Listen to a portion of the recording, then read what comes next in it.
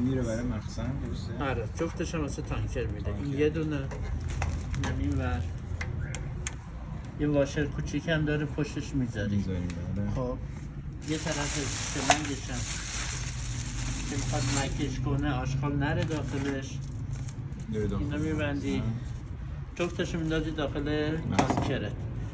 بعد طریق کار کردشم یه روغن ببین یه لحظه تشریف بیاریم بذار اونجا. ببین این جای روغنته. روغن 10-40 میریزی. آره 1 لیتر هم نمیشه کمتر تا لب به لب میریزی. لب به لب رزوه بنزین.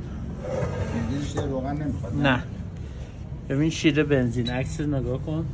این شیر بنزینته بسته است این بازه. ساسات میدی به طرف فلش هندل کشیدی روشن شد ساسات برگردون سر جاش. این طریقه روشنته. یه روغن هم بابت پمپت میریزی همون 10-40 تا وسط شیشه میریزی اینجا نگاه کنی. آره میزشتن اونو؟ نه مشخصه فقط یادم بس این کلید روشن خاموشه. رو آن باید باشه که بتون روشن بشه.